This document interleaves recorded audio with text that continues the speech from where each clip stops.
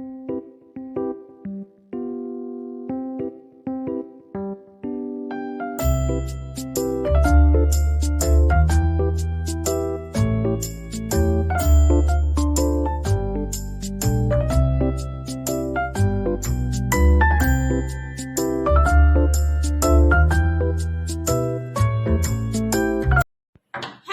Everyone, welcome back to my channel. कैसे हैं आप लोग? आई होप अच्छे ही होंगे। तो गाइज, आज मैं आपको बहुत ही सामान्य सी बात के बारे में बात करूंगी। ये बहुत सामान्य सी जानकारी है, लेकिन ये हमारी लाइफ पर बहुत ज्यादा असर डालती है। जैसे कि हमारे नहाने की कुछ आदतें हैं। कई बार क्या होता है, हमारे घर में बहुत ही कलह कलेश होता है, दुख बढ़ते रहते हैं और बीमारियां बढ़ने लगती हैं। लेकिन अगर हम जानते नहीं कि ऐसा क्यों हो रहा है, क्योंकि हम तो सब कुछ बहुत ठीक करते हैं, लेकिन आपको जान के हैरानी होगी कि इन सब के पीछे जो कारण है ना, बहुत ही नॉर्मल सा कारण भी हो सकता है, जो कि हमारी नहाने की आदतों से संबंधित है। और आप इन कारणों को जान के आश्चर्यचकित होंगे कि इतनी मामूली सी बात हमारे घर पर इतना ज्यादा इफेक्ट डाल सकती है। नहाने की आदत से भी हमारे जीवन में दुख आ सकते हैं, परेशानियां आ सकती हैं, घर में कलह कलेश हो सकता है, बीमारियां आ सकती हैं। तो मैं इन सब आदतों के बारे में आपसे बात करूंगी। तो उससे पहले मैं सिर्फ ये कहना चाहती हूँ कि आपने अगर मेरे चैनल को सब्सक्राइब नहीं किया है तो प्लीज चैनल को सब्सक्राइब कर लीजिए और वीडियो को एक लाइक जरूर कीजिएगा, क्योंकि अगर आप लाइक करते हैं तो उससे हमारी भी मोटिवेशन होती रहती है कि हम और अच्छी वीडियो बनाएं और ज्यादा एफर्ट करें। तो प्लीज लाइक जरूर कीजिएगा, और अगर आपको लगे कि वीडियो यूजफुल है तो इसे शेयर भी जरूर कीजिएगा। और साथ ही बेल आइकन को प्रेस करना मत भूलिएगा, ताकि जैसे ही कोई नई वीडियो आपके पास आए तो उसका नोटिफिकेशन आपके पास पहुंच सके। गाइस, जैसे कि आप जानते हैं कि नहाना बहुत ज़रूरी होता है। इससे हमारा शरीर भी स्वस्थ रहता है और हिंदू धर्म में तो नहाना अति आवश्यक है। जब हम लोग नहाने के लिए जाते हैं तो हम एक बाल्टी भर लेते हैं नहाने के लिए, और अक्सर क्या करते हैं कि जब हम नहाते हैं तो जितने पानी में हम नहाते हैं उतना पानी तो हम यूज़ करते ही है, बाकी उस पानी को भरी बाल्टी में छोड़कर ऐसे ही बाहर आ जाते हैं। तो कभी भी नहाने के बाद बाल्टी में इस तरह पानी ना छोड़ें, क्योंकि उस बचे हुए पानी में घर का दूसरा व्यक्ति आए और उस पानी में और पानी भर कर नहा ले तो इससे उस व्यक्ति की उम्र कम हो जाती है। हर व्यक्ति के अंदर अपनी नकारात्मक और सकारात्मक ऊर्जा होती है। उस बचे हुए पानी में जो व्यक्ति नहाता है उसके ऊपर दूसरे व्यक्ति की नकारात्मक ऊर्जा का प्रभाव आ जाता है। तो कभी भी नहाने की बाल्टी में बचा हुआ पानी ना छोड़े, ऐसी गलती कभी ना करें। जो पानी बच जाए उस पानी को आप बाथरूम धोने के काम में यूज़ कर सकते हैं, उसे गिराकर, और बाल्टी को हमेशा उल्टा कर कर ही रखें, खाली बाल्टी को सीधा ना रखें। नहाने के बाद हमें एक काम और नहीं करना है, वो यह है कि हमें अपने गीले वस्त्रों को बाथरूम में नहीं छोड़ना है। अपने अंधे वस्त्रों को नहाने के बाद स्वयं ही धोएं। पुरुष हो या स्त्री, अपने अंधे वस्त्रों को हमेशा स्वयं ही धोना चाहिए। अक्सर पुरुष क्या करते हैं, नहाने के बाद अपने गीले वस्त्रों को ऐसे ही छोड़ देते हैं, लेकिन उन्हें भी ऐसा नहीं करना चाहिए, क्योंकि हमारी जो नकारात्मक ऊर्जा होती है वो गीले वस्त्र जो भी व्यक्ति धोएगा उसके ऊपर उसका नकारात्मक प्रभाव पड़ेगा। और रात को कभी भी गीले वस्त्र नहीं छोड़ने चाहिए। एक बार को सूखे वस्त्र आप छोड़ सकते हैं अगर आप उन्हें ना धोना चाहें। नहाते वक्त एक बात का ध्यान हमेशा रखें कि जब भी आप नहाएं तो सबसे पहले आप अपने पैरों को धोएं, उसके बाद बाकी शरीर का स्नान करें और सर धोएं।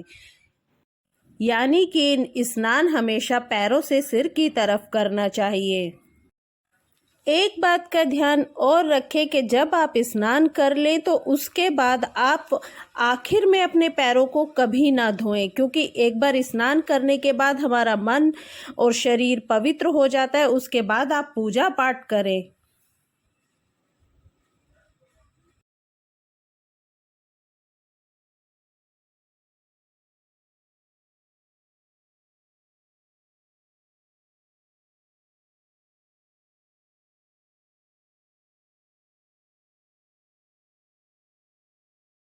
ये सब तो वो बातें थी जो हमारे धर्म ग्रंथों के अनुसार थी और हमें इनका पालन अवश्य ही करना चाहिए।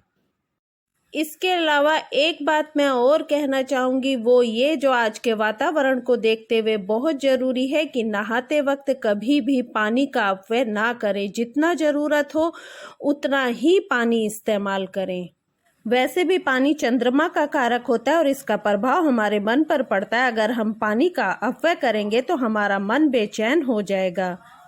और पानी बचाओ तो आज का नारा है। और इसके अलावा एक बात का ध्यान रखें कि जब भी आप नहाएं तो उसके बाद बाथरूम को अच्छे से वाइपर करके सारा पानी वहाँ से जो फैला हुआ है वो साफ कर दें, क्योंकि जब हम नहाते हैं तो हमारे शरीर की और मन की जो नकारात्मकता होती है वो सारी उस पानी के द्वारा बह जाती है। इसलिए वो पानी बाथरूम में फैला हुआ नहीं होना चाहिए। इसलिए आप जब भी बाथरूम से नहा कर बाहर आए तो अच्छे से वाइपर करके और बाथरूम साफ कर ही बाहर आए। जब भी आप नहाने जाएं तो हमेशा चप्पल उतार कर ही नहाने जाएं, चप्पल पहनकर ना नहाएं। जब आप नहा कर आ जाएं तो कोई भी सुहागन स्त्री हो, अगर उसके बाल गीले हैं तो गीले बालों में उसे सिंदूर नहीं लगाना चाहिए। जब बाल अच्छे से सूख जाएं तभी वो सिंदूर लगाए, क्योंकि अगर गीले बालों में सिंदूर लगाया जाता है तो इसका नकारात्मक प्रभाव पड़ता है। हमारे मन में नकारात्मक विचार आते हैं और हमारे पति की आयु भी कम होती है। तो बाल सूखने के बाद ही सिंदूर लगाएं और नहाने के बाद ही अपना श्रृंगार करें। ऐसा ना हो कि हम सुबह उठे और बिना नहाए धोए ही श्रृंगार कर लें। और एक बात का ध्यान और रखना है कि नहाने के बाद अपने नाखून नहीं कट करने हैं। अगर आपको नाखून कट करने हैं तो आपको वो नहाने से पहले करने चाहिए। और पुरुषों को सेविंग भी नहाने से पहले करनी चाहिए। अगर हम ये काम नहाने के बाद करते हैं तो जो नहाने का पुण्य होगा वो हमें नहीं मिलेगा। और सुहागन स्त्रियों को ध्यान रखना चाहिए कि कभी भी जब वो जितिया, करवा चौथ आदि का व्रत रखें तो कभी भी नहाने के बाद अपने नाखून ना काटें। एक बात का ध्यान और हमें रखना चाहिए कि जब भी हम नहा कर आएं तो नहाने के तुरंत बाद कभी भी अग्नि को सीधे स्पर्श ना करें। यानी कि आप पहले कुछ भी अन्न का एक दाना, फल या कोई भी ऐसी चीज आप खा लें, उसके बाद आप माँ अन्नपूर्णा को प्रणाम करें और तब हम अग्नि को स्पर्श करें।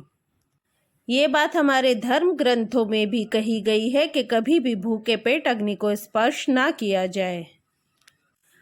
और जहाँ तक हो सके अपने रसोई घर में हमें स्नान करने के बाद ही आना चाहिए और भोजन पकाना चाहिए। इससे घर में धन धान्य भरपूर रहता है। इसके साथ ही मैं आपको एक बात और बताना चाहूँगी कि कई बार हम लोग नदी स्नान करते हैं, तो जो लोग नदी स्नान करते हैं तो वो जाके सीधा नदी में स्नान ना करें। वो पहले अपने हाथों से नदी को छुएं और उसे प्रणाम करें और अपने स्वास्थ्य की मनोकामना करें और उसके बाद वो नदी में जाएं और तब स्नान करें। तो वो हमारे लिए शारीरिक और मानसिक दोनों रूप से अच्छा होगा।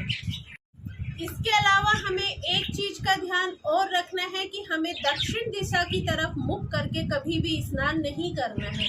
अगर आप एक बार करें, 2 बार करें तो कोई बात नहीं है कि मजबूरी में हम इधर उधर कहीं जाते हैं तो हमें इस तरह स्नान करना पड़ सकता है।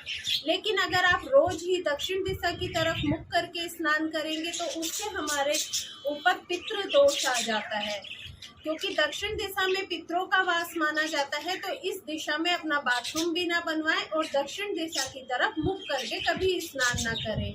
इससे हमारे ऊपर नकारात्मक ऊर्जा हावी होने लगती है और धीरे धीरे हमारे घर में कलेश शुरू हो जाता है और पितृ दोष उत्पन्न हो जाते हैं। और एक बात का ध्यान और रखें कि सूर्यास्त के समय यानी कि गोधूली वेला में आप स्नान ना करें। अगर कुछ लोग ऑफिस जाते हैं और शाम को वापस आते हैं तो सूर्यास्त होने के पश्चात यानी रात को हम स्नान कर सकते हैं, क्योंकि गर्मी होती है तो हमें पसीने भी आते हैं और घर का काम करने के बाद बहुत सारी स्त्रियों को लगता है कि हम नहाकर ही सोए तो उस समय आप स्नान कर सकते हैं, लेकिन सूर्यास्त के समय कभी भी स्नान ना करें। अगर हम सूर्यास्त के समय स्नान करते हैं तो इससे हमारा शरीर ना अस्वस्थ हो जाता है और बहुत सारी बीमारियां हमारे ऊपर हावी होने लगती हैं। और एक बात का ध्यान और रखना चाहिए, जिनके छोटे बच्चे होते हैं, नवजात शिशु होते हैं या बहुत छोटे बच्चे होते हैं, इन बच्चों को आप जैसे ही नहलाएं उन्हें बहुत देर ऐसे कोरा ना रखें और उन्हें तुरंत एक काला टीका लगा दें। वैसे तो इस बात को सभी जानते हैं कि नज़र का टीका बच्चों को लगा दिया जाता है, लेकिन इसका एक साइंटिफिक कारण भी है कि वो काला टीका जो हम बच्चे स्नान करके आते हैं तो वो बड़े ही निश्चल होते हैं, तो उनको जैसे ही आप नहला के लाएं तो उनको एक काला टीका अवश्य ही लगा दें।